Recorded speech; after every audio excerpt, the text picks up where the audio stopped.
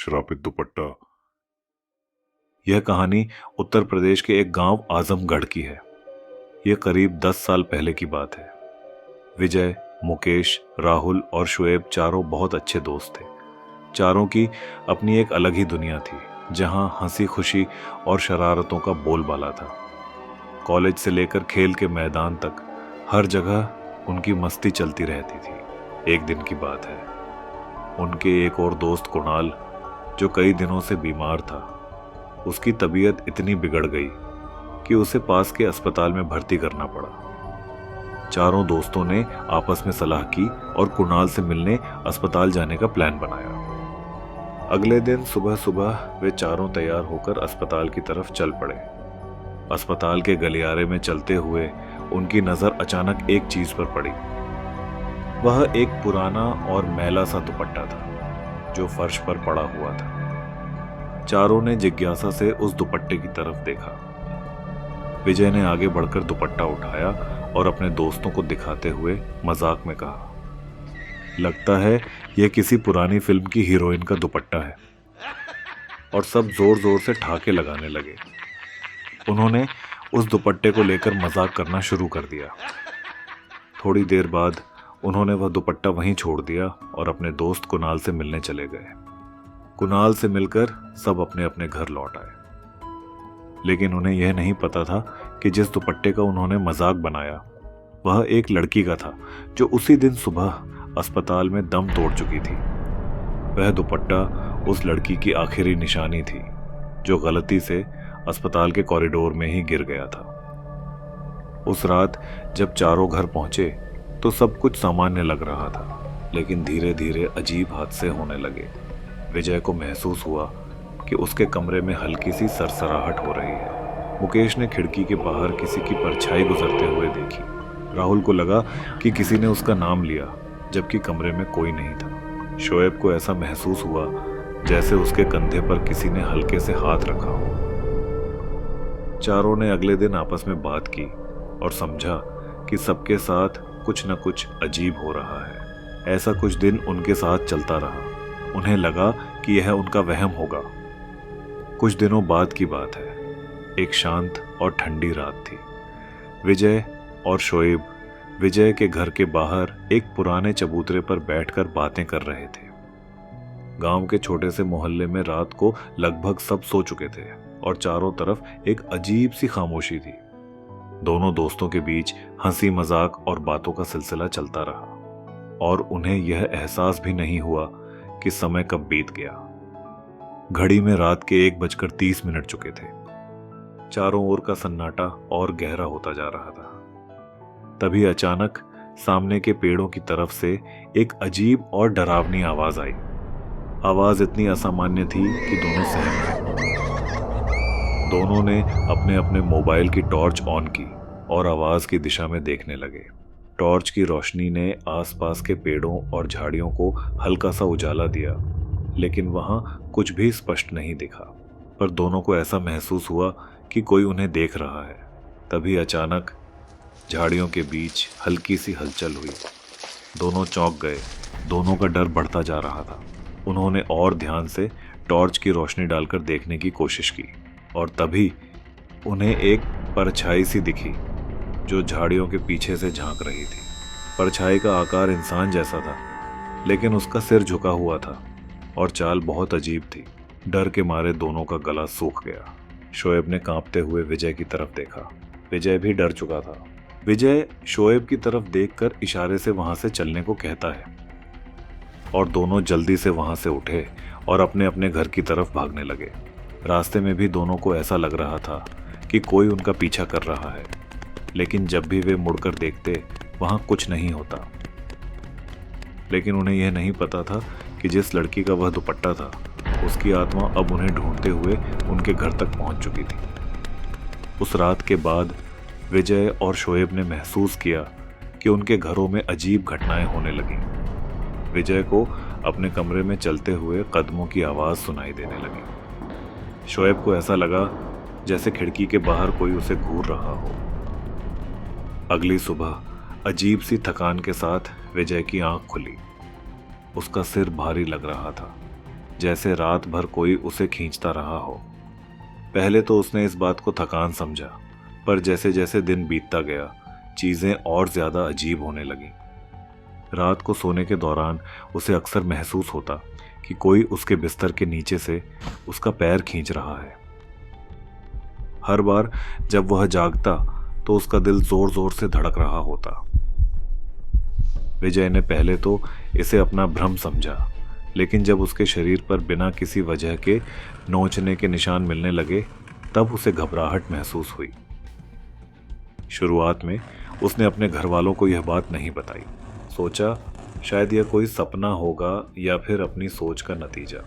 लेकिन जब हर रात एक ही बात दोहराई जाने लगी, वही डर, वही हवा का अजीब सा भार और वही महसूसात कि कोई उसके साथ है, तब वह अंदर ही अंदर टूटने लगा।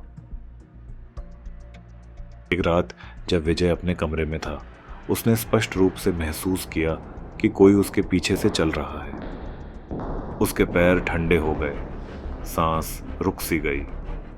धीरे धीरे उसने पीछे मुड़कर देखा, लेकिन वहां कोई नहीं था, बस एक सन्नाटा था और उसमें कहीं दूर से आती हुई हल्की सी हंसी की आवाज सुनाई दी।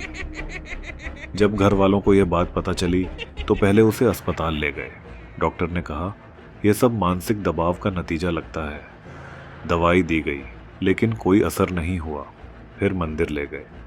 पंडित जी ने हवन किया, लेकिन हालत वैसी की वैसी रही। विजय की हालत दिन ब दिन बिगड़ती गई। पूरे गांव में विजय की कहानी फैल गई। अब कोई उसके घर के पास से भी नहीं गुजरता था।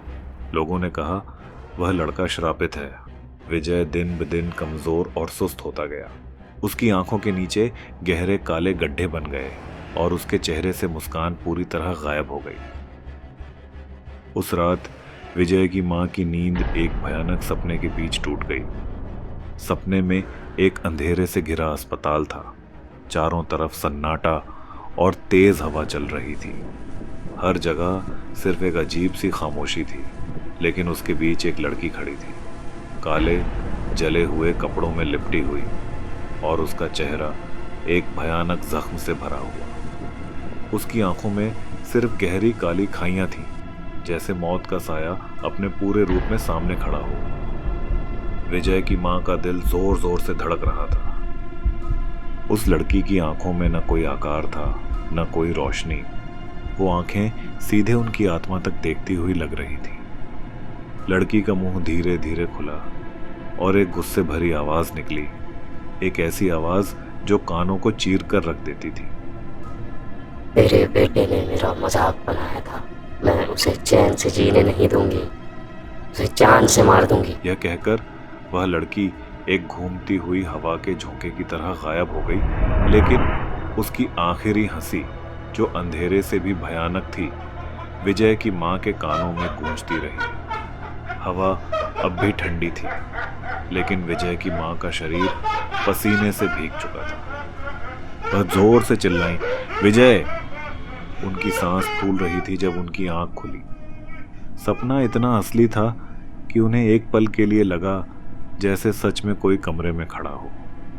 घबराहट में उन्होंने चारों तरफ देखा, लेकिन अंधेरे के अलावा वहां कुछ नहीं था। लेकिन यह शांति अब एक चेतावनी जैसी लग रही थी। सुबह होने तक विजय की मां को समझ आ चुका था, यह कोई साधारण सपना नहीं था। यह एक संदेश था, एक चेतावनी। अब तो घर के हर कोने में उस लड़की की आत्मा का साया महसूस होने लगा। कभी रात के सन्नाटे में खनकती हुई हंसी सुनाई देती, तो कभी अंधेरे कमरे में ऐसा लगता जैसे कोई खड़ा हो और विजय को देख रहा हो। ऐसा लग रहा था कि कोई अज्ञात ताकत घर की दीवारों के अंदर बसी हुई थी। विजय के पीछे चलने की आवाज तो लगभग हर रात सुनाई देने लगी थी। घर में सभी लोग अब सहमे हुए थे। विजय, जो कभी हंसमुख लड़का था, अब अपने बिस्तर पर लेटा लेटा धीरे धीरे मुरझाता जा रहा था। उसका चेहरा सूख गया था, आंखों के नीचे गहरे काले गड्ढे थे और आवाज में एक थकान थी जिसने जीने की आखिरी उम्मीद भी छीन ली थी। अगली रात अमावस की थी। जब अंधेरा हर कोने को लपेट चुका था, विजय अपने बिस्तर पर बेचैन पड़ा हुआ था। पसीने से तरबतर विजय का दिल जोर जोर से धड़क रहा था। उसकी आंखों में बस एक ही तस्वीर बार बार घूम रही थी, उस लड़की की तस्वीर जिसके दुपट्टे का उसने और उसके दोस्तों ने अस्पताल में मजाक उड़ाया था। वही दुपट्टे वाली लड़की जो अब एक डरावनी आत्मा बन चुकी थी। उसी रात विजय के जीवन का अंत करने आई। विजय के गले में वही दुपट्टा था जो उन्होंने अस्पताल के गलियारे में पाया था और जिसका उन्होंने उपहास किया था। जब विजय के घर वालों और दोस्तों ने उसकी लाश देखी तो एक पल के लिए उनके शरीर का खून जम गया। विजय का गला उसी दुपट्टे से जकड़ा हुआ था और उसके चेहरे पर डर और पीड़ा का आखिरी निशान था, जैसे मरने से पहले उसने मौत की तस्वीर को अपनी आंखों से देखा हो। कमरे का दरवाज़ा खुला था और दुपट्टा अब भी विजय के गले में ऐसे लिपटा था जैसे कोई फंदा जिसे किसी ने तभी खोला हो जब विजय की जान चली गई। कमरे के एक कोने में हवा में हलचल होने लगी। एक साया धुंधली परछाई की तरह आकार ले रहा था। धीरे धीरे वह साया एक रूप में बदल गया। वही जली हुई आंखों वाली लड़की जिसका चेहरा जख्मों से भरा हुआ था। उसकी आंखों में गुस्सा था और गले का दुपट्टा हवा में लहराता दिख रहा था। उसकी आवाज अब साफ सुनाई दी, जिसमें सर्दी और क्रूरता थी। विजय को मैंने मार दिया, अब तुम तीनों की बारी। दरवाजे पर खड़े शोएब, मुकेश और राहुल बुरी तरह कांप रहे थे। राहुल ने थरथराती आवाज में कहा, यह क्या हो रहा है? ये कैसे हो सकता है? मुकेश का गला सूख चुका था। उसने हिम्मत करके कहा, हमें माफ कर दो, हमें नहीं पता था कि ऐसा कुछ होगा। लेकिन आत्मा की आवाज कमरे के हर कोने में गूंज उठी।